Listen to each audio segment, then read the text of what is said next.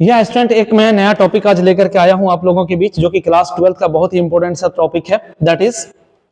Refraction through curved surface. Our topic is refraction through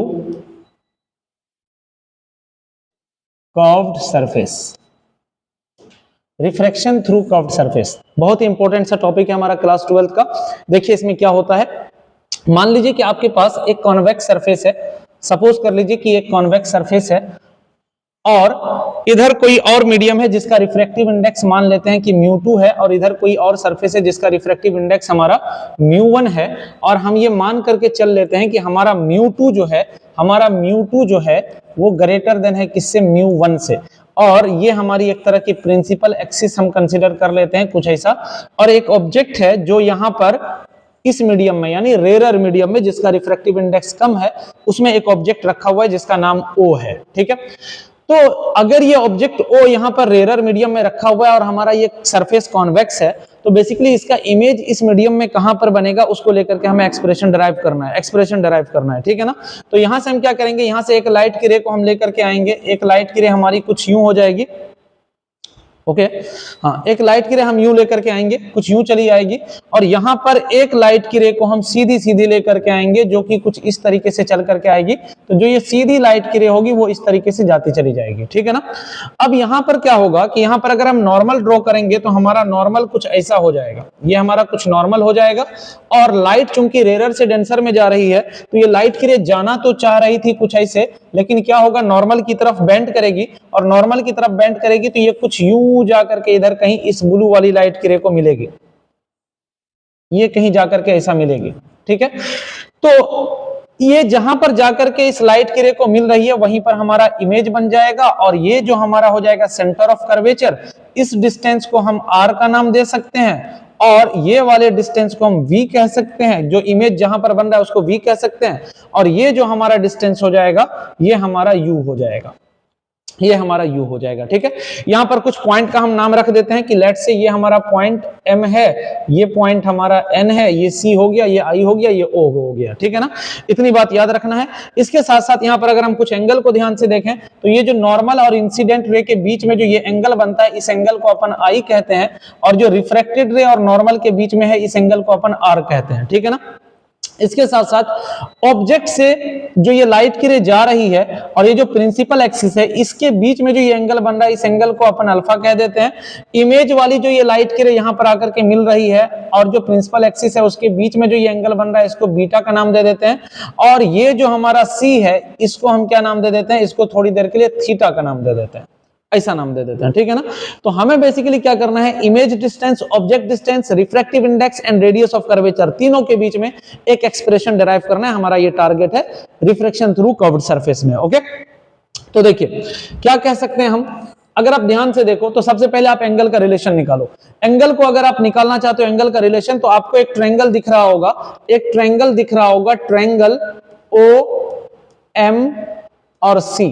triangle OMC को अगर आप ध्यान से देखो तो OMC में ये I जो है, this I is exterior angle. OMC आपको बस ये वाला ट्रायंगल ध्यान से देखना है। अगर इस ट्रायंगल को देखोगे तो I इसका एक्सटीरियर एंगल हो जाएगा, और अगर I एक्सटीरियर एंगल है तो वी कैन से कि this I can be written as alpha plus theta हो जाएगा।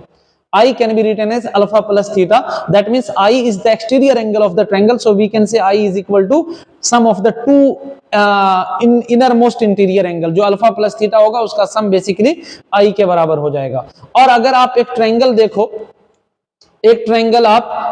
MCI देखो,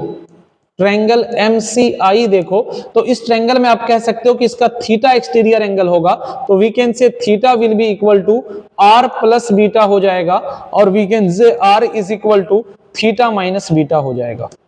ये हमारा कुछ एक्सप्रेशन आ जाएगा दोनों ट्रायंगल को लेकर के I और R के रेस्पेक्टिव। ठीक है ना, अब देखिए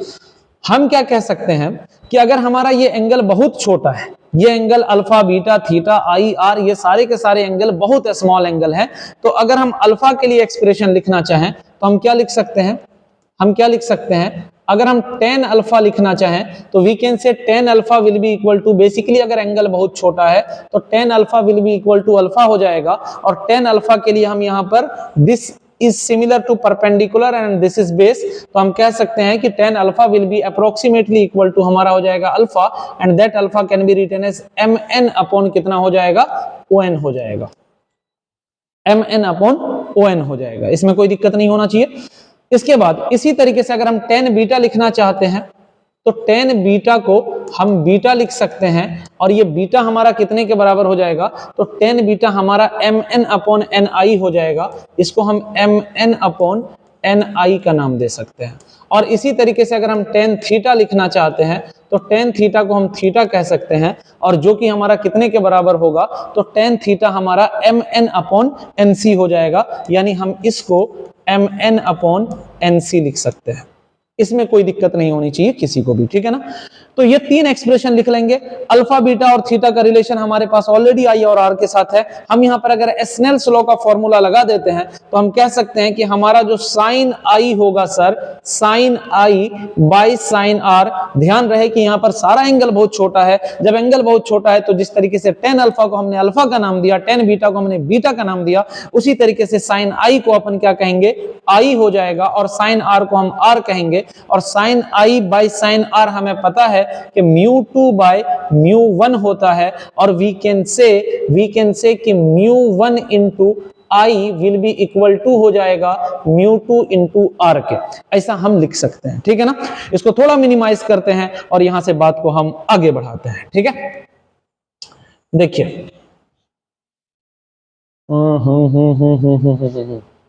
अगर हम यहां पर देखें तो हम क्या कह सकते हैं,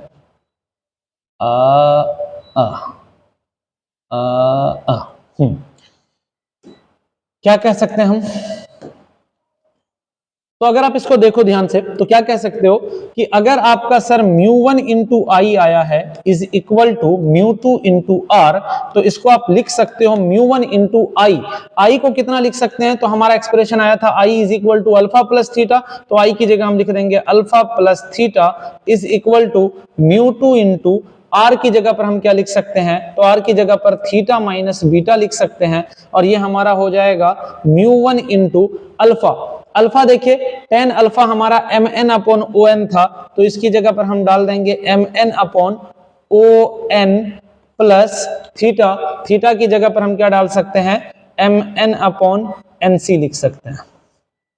ऐसा लिख सकते हैं, इज इक्वल टू ये म्यू टू ठीक है, अगेन थीटा, थीटा की जगह पर हम क्या लिखेंगे mn अपॉन nc माइनस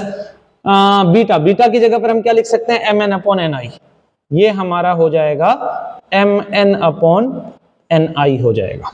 ठीक है। इसमें कोई दिक्कत वाली बात नहीं होनी चाहिए। अगर आप चाहोगे तो दोनों साइड से mn को कॉमन ले सकते हो, और अगर आप mn को कॉमन ले लेते हो तो आपका एक्सप्रेशन हो जाएगा म्यू वन इंटू mn को बाहर कर दो अगर, तो ये हो जाएगा आपका 1 upon on plus 1 upon nc is equal to ये हो जाएगा म्यू टू, mn को अगर बाहर कर देते हो तो ये हो जाएगा आपका 1 upon nc minus 1 upon ni के बराबर, ऐसा कुछ हो जाएगा। mn से mn कैंसिल हो जाएगा, वी कैन से ये हो जाएगा mu one into 1 upon on। ON क्या है, अगर ध्यान से देखा जाए तो ON हमारा ऑब्जेक्ट डिस्टेंस है, लेफ्ट की तरफ रखा हुआ है। ऑब्जेक्ट डिस्टेंस को हमने U बोला था, तो यहाँ पर माइनस U लिखेंगे क्योंकि लेफ्ट की तरफ रखा हुआ है, तो ON is 1 upon minus U plus NC। NC क्या है हमारा, तो N टू C, ये जो डिस्टेंस है हमारा, ये बेसिकली रेडियस ऑफ कर्वेचर है, तो 1 अपॉन NC, चूंकि राइट की तरफ है तो इसको अपन 1 अपॉन R लिख लेंगे, कोई दिक्कत यहां तक नहीं होना चाहिए। इज इक्वल टू, इसको म्यू टू रहने दीजिए, और अगेन एनसी को आप 1 बाय आर लिख सकते हैं, माइनस यहां पर हो जाएगा 1 अपॉन ni, और ni को आप क्या कह सकते हो, बेसिकली इमेज डिस्टेंस राइट की तरफ है तो इसको v लिख लेंगे, ऐसा कुछ, कोई दिक्कत वाली बात इसमें नहीं होनी चाहिए। तो इसको आप यूं लिख सकते हो minus mu one by u plus mu one by r is equal to mu two by r minus mu two by v लिख सकते हो। और अगर ये v और u वाले को एक तरफ करें तो म्यू टू बाई वी को अगर हम इधर कर लेते हैं तो ये हो जाएगा μ2/v minus μ1/u is equal to ये μ2/r माइनस μ1/r आ जाएगा। और इसको फाइनली आप ऐसा नाम दे सकते हो μ2/v minus μ1/u is equal to μ2 minus μ1/r हो जाएगा। This is the final expression for the image distance, object distance and radius of curvature. इसके लिए और रिफ्रैक्टिव इंडेक्स के बीच में ये हमारा फाइनल एक्सप्रेशन आ जाता है। जब भी आपको दिया रहेगा कि एक कर्व्ड सरफेस है, मान लीजिए कि वो कर्व्ड सरफेस कॉन्वेक्स सरफेस के जैसा है और ऑब्जेक्ट किसी रेयर मीडियम में रखा हुआ है और आपको इमेज डेंसर मीडियम में बनाना है और रियल इमेज बनाना है, और वैसे सिचुएशन में आपको बोलेगा एक्सप्रेशन डराइव करने के लिए image distance, object distance and the radius of curvature के बीच में, तो आप सिंपल ये एक्सप्रेशन डराइव कर सकते हो। ठीक है ना। इसी को इस्तेमाल करते हुए एक बहुत इंपॉर्टेंट टॉपिक हम डराइव करने वाले हैं, that is lens maker formula. Our next topic is basically lens maker formula. Lens maker formula, इसी को इस्तेमाल करते हुए हम लेंस मेकर फॉर्मूला डिराइव करते हैं। तो देखिए, मान लीजिए कि आपके पास, सपोज कर लीजिए कि ये एक कॉन्वेक्स लेंस है और जरूरी नहीं है कि ये बाई कॉन्वेक्स हो, मतलब ऐसा भी हो सकता है कि एक साइड इसका प्लेन हो, और ये भी जरूरी नहीं है कि इसके दोनों तरफ का जो रेडियस ऑफ कर्वेचर होगा वो सेम हो, ये भी कोई जरूरी नहीं है। तो आप ऐसा समझ लीजिए कि आपका जो ये वाला लेफ्ट वाला सरफेस है, लेफ्ट वाले सरफेस को सरफेस 1 समझिए, राइट वाले सरफेस को सरफेस 2 समझिए। तो लेफ्ट का जो रेडियस ऑफ कर्वेचर होगा वो इधर की तरफ होगा R1, जो हमारा R1 होगा बेसिकली, R1 जो होगा हमारा बेसिकली वो किधर की तरफ होगा, राइट की तरफ होगा, R1 राइट की तरफ होगा, और जो हमारा R2 होगा वो हमारा लेफ्ट की तरफ होगा। तो यहां से ध्यान रखना है कि R1 हमारा पॉजिटिव होगा और R2 हमारा नेगेटिव होगा। ठीक है ना। अब इस लेंस का मान लीजिए कि रिफ्रैक्टिव इंडेक्स थोड़ी देर के लिए मान लेते हैं कि हमारा μ2 है, और ये लेंस किसी मीडियम में रखा हुआ है, किसी मीडियम में ये लेंस रखा हुआ है, और इसका हमें लेंस मेकर फॉर्मूला डिराइव करना है। जिस मीडियम में रखा हुआ है उसका रिफ्रैक्टिव इंडेक्स अपन थोड़ी देर के लिए μ1 मान लेते हैं, और ये मान के चलते हैं कि μ1 इज स्मॉलर देन μ2 है। ऐसा कुछ क्वेश्चन है। ठीक है ना। तो देखिए, होगा क्या, होगा ये कि अगर सपोज ऑब्जेक्ट यहां पे रखा हुआ है, तो इस ऑब्जेक्ट से जो लाइट की रे जो सीधी आ रही होगी एकदम ऑप्टिकल सेंटर से होकर के, वो तो एकदम सीधी चली जाएगी, जो सीधी आ रही है वो तो एकदम सीधी चली जाएगी। एक लाइट की रे यहां से ऐसी होगी जो यहां पर आकर के फॉल करेगी, एक लाइट की रे ऐसी होगी जो यहां पर आके फॉल करेगी। जब यहां पर इस सरफेस पर, सरफेस 1 पर जब लाइट की रे आएगी, तो यहां पर क्या होगा कि यहां पर अगर हम नॉर्मल ड्रॉ करेंगे तो इसका नॉर्मल कुछ इधर की तरफ चला जाएगा, और ये पॉइंट जो होगा वो हमारा बेसिकली R1 के बराबर होगा। ठीक है ना। ये चूंकि अगर इस सरफेस के लिए देखेंगे, पहले सरफेस के लिए, तो नॉर्मल हमारा यहां होगा, और इसको हम रेडियस ऑफ कर्वेचर का डिस्टेंस कह सकते हैं। बेसिकली ये हमारा सेंटर ऑफ कर्वेचर होगा, तो इस सरफेस से यहां तक की दूरी को हम R1 का नाम दे सकते हैं। खैर, तो ये लाइट की रे जाना तो चाह रही थी डेंसर मीडियम में कुछ इस तरीके से, ये सीधा जाना चाह रही थी, लेकिन होगा क्या कि जैसे यहां पर डेंसर मीडियम आएगा तो ये नॉर्मल की तरफ बेंड करेगी, और नॉर्मल की तरफ बेंड करेगी तो ये कुछ यूं चली जाएगी, ऐसे आ जाएगी। और ये यहां पर आकर के इसने डिसाइड यहां पर ये किया था कि इसको चल करके एकदम यहां से सीधा जाना है और जाकर के कहीं पर ये ब्लू वाली लाइट की रे को मिलना है। इसने डिसाइड किया था कि इस ब्लू वाली लाइट की रे को हमें कहीं जाकर के मिलना है, तो इसने डिसाइड किया था कि बेसिकली यहां से मुड़ेंगे और मुड़ करके हम यहां कहीं पर जाकर के मिल जाएंगे जहां पर हमारा इमेज बनेगा। बट एक्चुअल में होगा क्या कि जैसे ही लाइट की रे इस सरफेस पर पहुंचेगी, यहां पर आकर के फिर से मीडियम चेंज हो जाएगा, और इस बार क्या होगा कि इस बार लाइट की रे डेंसर से रेयर में जा रही होगी। तो इस बार एक्चुअल में क्या होगा, अगर डेंसर से हमारा रेयर में जा रही है तो इस बार हमारा नॉर्मल, ये हमारा नॉर्मल है, नॉर्मल से दूर भागेगी। तो नॉर्मल से दूर अगर भागेगी तो मतलब कुछ इस तरीके से बेंड होकर के यहां पर आकर के मिल जाएगी, और यही हमारा फाइनल इमेज होगा, और इसको हम वर्चुअल इमेज का नाम दे सकते हैं, आईडैश। ठीक है ना। वर्चुअल इमेज नहीं, एक तरह का ये वर्चुअल ऑब्जेक्ट हो जाता है सेकंड सरफेस के लिए। तो आप इस डिस्टेंस को, ये जो O है, इस डिस्टेंस को आप U का नाम दे सकते हो, और ये जो आपका जहां पर ये वाला पहला सरफेस जो इमेज बनाना चाह रहा था, पहला सरफेस चाह रहा था इस जगह पे इमेज बनाने के लिए, लेकिन सेकंड सरफेस ने जो फाइनल इमेज बनाया है वो यहां बनाया है, तो अगर हम इसको U का नाम देते हैं और पहले सरफेस के इमेज को अगर हम v डैश का नाम दे देते हैं तो फाइनल इमेज हमारा v के बराबर हो जाएगा। ये हमारा कुछ एक्सप्रेशन आ जाएगा, ठीक है ना। अब हम बस कुछ नहीं करेंगे, सरफेस 1 के लिए अगर हम फॉर्मूला लगाते हैं फॉर सरफेस 1 के लिए अगर हम कहते हैं तो सरफेस 1 के लिए हम एक्सप्रेशन क्या लिख सकते हैं, हमारा एक्सप्रेशन हो जाएगा μ2 by v dash minus μ1 by u is equal to μ2 minus μ1 by हमारा r1 हो जाएगा। दिस इज आवर एक्सप्रेशन 1, जो कि हमने अभी पीछे डराइव किया था कि अगर ये हमारा पहला सरफेस, ये हमारा कर्व्ड सरफेस है, तो जैसे ही ये सरफेस 1 पर लाइट किरण आएगी, इसने यहाँ पर लाइट किरण ये सोचा कि अब यहाँ से फिर एक दूसरा मीडियम हमें मिलेगा जिसका रिफ्रैक्टिव इंडेक्स μ2 होगा। तो अगर सरफेस 1 के लिए अगर हम उस फॉर्मूला को कर्व्ड सरफेस के लिए का जो फॉर्मूला वो लगाना चाहें तो सरफेस 1 के लिए हमारा एक्सप्रेशन हो जाएगा μ2 by v dash minus μ1 by u is equal to μ2 minus μ1 by r1 हो जाएगा। और अगर हम सरफेस 2 के लिए देखें, फॉर सरफेस 2, तो सरफेस 2 के लिए क्या होगा, देखिए होगा ये कि ये जो पहला सरफेस जहां पर इमेज बना रहा है, ये इमेज बेसिकली सेकंड सरफेस के लिए एक तरह का वर्चुअल ऑब्जेक्ट का काम करेगा। तो ऐसे सिचुएशन में जब आप सेकंड सरफेस के लिए लगाओगे तो जहां 2 है वहां 1 कर दो, जहां 1 है वहां 2 कर दो, पहली बात तो, यानी μ2 है तो इसको μ1 कर दो, और यहां पर v डैश है तो दूसरे सरफेस का जो फाइनल इमेज बना है वो v पर बना है, तो v डैश की जगह v कर देना है, माइनस μ1 की जगह पर μ2 करना है। u का मतलब हो गया कि सेकंड सरफेस का ऑब्जेक्ट, सेकंड सरफेस का जो ऑब्जेक्ट है वो पहले सरफेस का असल में इमेज है, जो कि हम u की जगह पर यहां पर v डैश डाल सकते हैं, and this will be μ2 minus μ1, जिसको हम μ1 माइनस μ2 बाय r2 कह सकते हैं। ये हमारा सेकंड इक्वेशन बन करके आ गया। इन दोनों इक्वेशन को अगर आप ऐड कर लो तो ऐड करने पर आपको दिखेगा,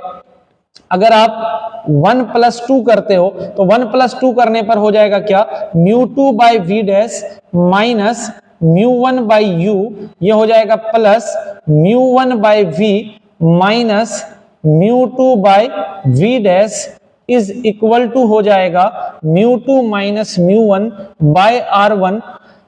प्लस μ1 माइनस μ2 बाय हमारा r2 हो जाएगा। और यहां पर हम μ2 बाय v डैश को इसको कैंसिल आउट कर सकते हैं, और ये हमारा एक्सप्रेशन जो कुछ बन करके आ जाएगा, ये आ जाएगा हमारा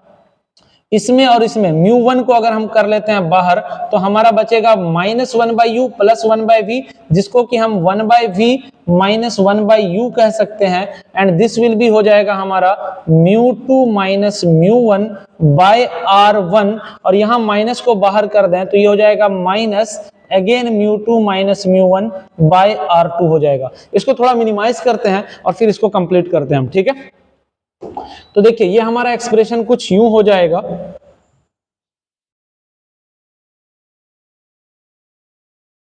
ये हमारा एक्सप्रेशन कुछ यूं हो जाएगा,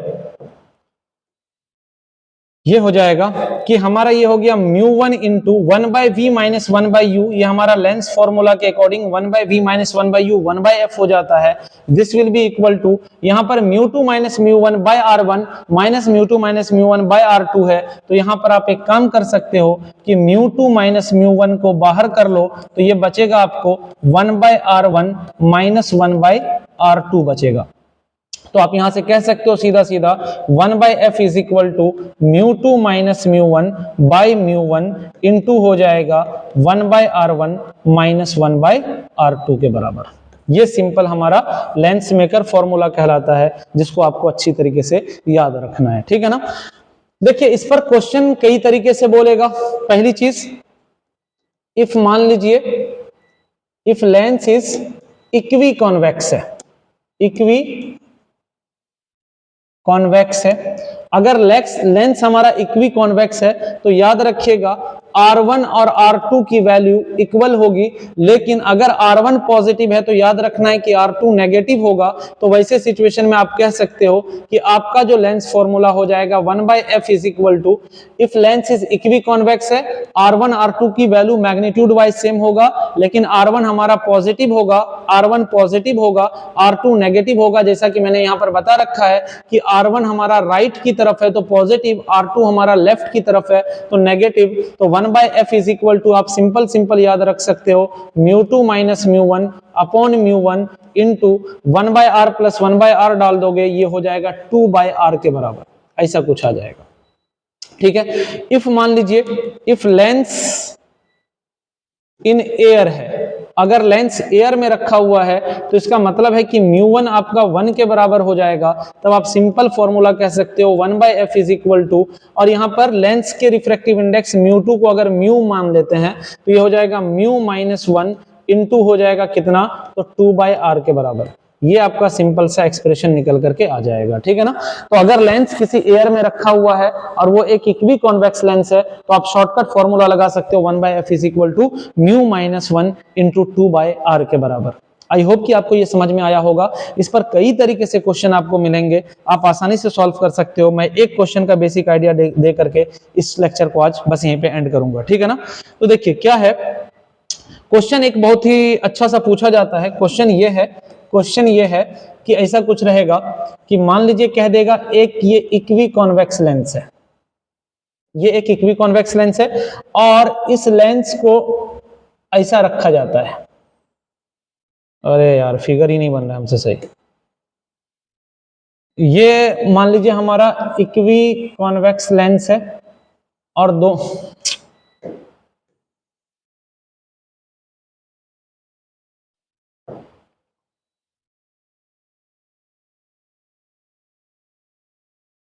ऐसा है। ठीक है ना, ये हमारा इक्वी कॉन्वेक्स लेंस है, दोनों का रेडियस आपस में सेम है, रेडियस ऑफ कर्वेचर R1 को R2 के बराबर मानते हुए R मान लीजिए आप, लेंस का जो रिफ्रैक्टिव इंडेक्स है म्यू ऑफ लेंस जो है वो मान लीजिए सपोज कर देगा दे देगा कि 1.5 है, और कहेगा ये कि दोनों लेंस के बीच में जो ये जगह है इस जगह को किसी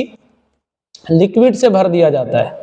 किसी लिक्विड से भर दिया जाता है, ऐसा भर दिया जाता है। इस लेंस का रिफ्रैक्टिव इंडेक्स कितना दिया हुआ है, इसका रिफ्रैक्टिव इंडेक्स है आपको 1.5, इसका भी रिफ्रैक्टिव इंडेक्स है 1.5, और ये जो लिक्विड भरा गया है इस लिक्विड का रिफ्रैक्टिव इंडेक्स मान लीजिए म्यू इज इक्वल टू है 1.2,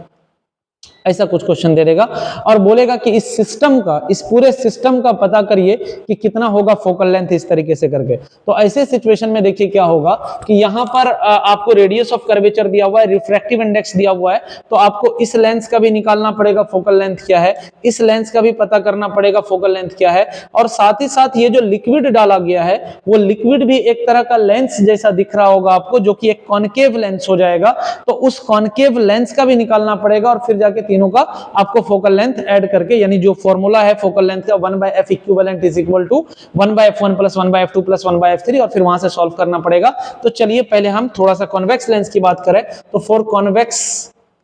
कॉन्वेक्स लेंस की बात करें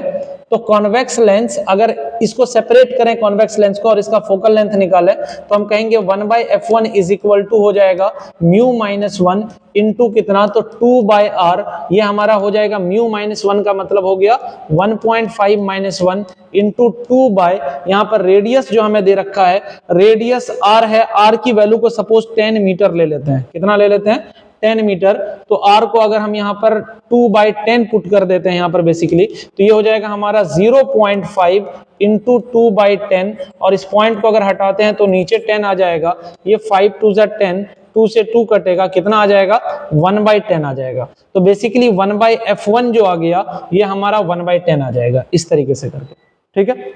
सेम इसी तरीके से इस वाले लेंस का भी, चूंकि ये लेंस और ये लेंस दोनों आइडेंटिकल है, तो 1/f2 जो होगा ये भी हमारा 1/10 आ जाएगा। ठीक है ना, इतना मीटर और ये आ जाएगा इतना,